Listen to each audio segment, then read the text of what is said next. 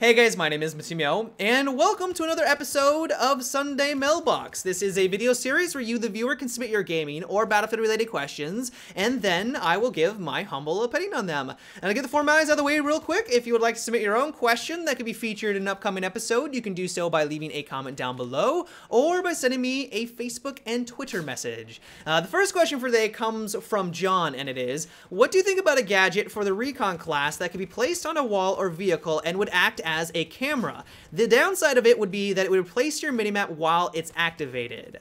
Now this is an interesting idea, and what I like about it is that I can already think of a bunch of situations where this would add some tactical value to the Recon class. The best example of that I can think of is that if you are playing on Rush and you're on the defending side, you can place this down next to one of the MCOMs, and then as soon as the enemy moseys on over to try to arm it and then defend it, instead of just running into the MCOM room and having no idea where the enemy is hiding out, you can just activate your little camera, look around for a brief half second, and figure out their exact location, and then storm on in and just destroy everyone trying to defend it. That sounds incredible.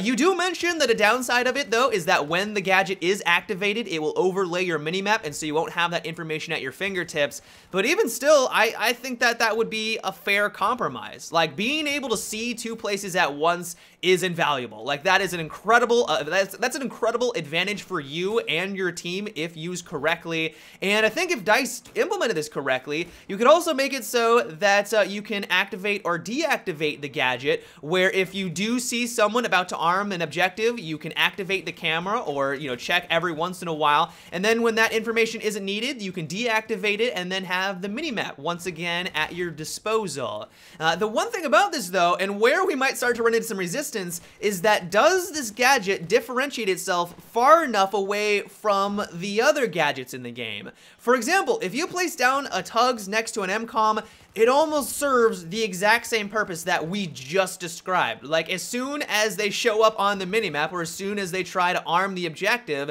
everyone on your team, not only you, because if you think about it, the camera is only going to be set up for you, you're the only one that's going to be able to take advantage of that information, but everyone on your team, as long as they are observant, are going to know when the person is about to arm the objective, and if they're also watching it as they move away from the MCOM and try to get into a nice little hidey hole, they're also going to know the exact location of the enemy. This also extends on over to the MAV. Like, sure, it may not serve the exact same purpose, it doesn't obstruct your minimap, but as long as you know how to use a MAV effectively, it almost does the exact same thing, and you can also fly it around. Like, it's not stationary. And so I'm having a hard time seeing why you would need to have one of these gadgets added into the game. Like, sure, maybe if they made it so that it also served as a motion sensor, so everything in front of the camera was shown on the minimap, or maybe like 10 feet in front of the camera or something like that, then maybe I could see this being a better way of approaching it, and it could add some tactical value. But because the Tugs and the MAV basically do exactly what you just described, I'm not 100% certain that this is something that they need to spend their time on. Just my 2 cents, though. The next question for today comes from Snake, and it is, what do you think went wrong with Medal of Honor Warfighter? Well, what I think it really comes down to is that while I enjoyed Medal of Honor Warfighter, I thought that it was a fun game. It had a couple of cool mechanics here and there. The problem with it, though, is that it tried to be Call of Duty, but it didn't do anything better than Call of Duty. A lot of game developers for a long time now have been trying to take a piece of the pie out of the COD franchise. They realize that that is a huge market, there is a lot of potential there, and so many game developers have been like, okay, we'll create a COD clone, people will of course want that, and they'll buy that, and so they create games like Medal of Honor Warfighter. And while I think it was somewhat successful, I'm sure they sold a fair amount, clearly it wasn't up to their standards because it's now on the back burner. They currently do not have any plans on creating a new Medal of Honor game. And what I think it boils down to is that why would I play a COD clone when I can play Call of Duty?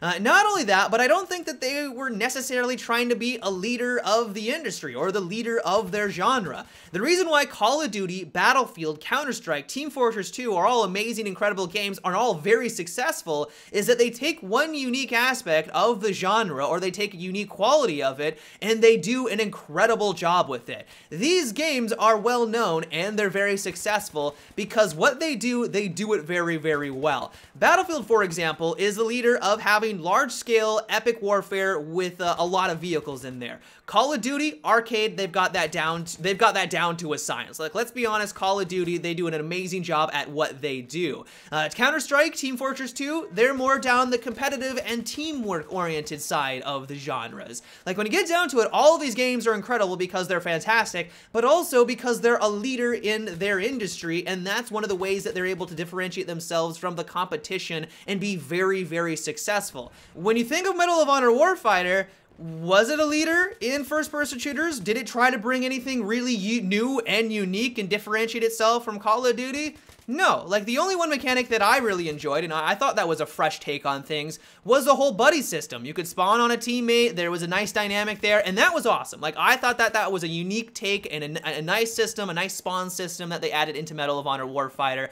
But everything else was Call of Duty, and if you try to compete with Call of Duty, guys that have been doing this for like 10 plus years now, like, they've got that down to a hard science and have a massive fan base, it's going to be difficult for you to go toe-to-toe with someone like that and be successful. I think that's just what it comes down to. We could go into more details on the mechanics, we could go into the map design, we could go into more details on the netcode and things like that, but if you want to get down to the basic nitty-gritty on why Medal of Honor Warfighter failed, was that it tried way too much to be like Call of Duty, and it just wasn't a leader in its industry, and so people were like, I've seen this, I've done this, I'm gonna go play Call of Duty or other games that do what Medal of Honor does better.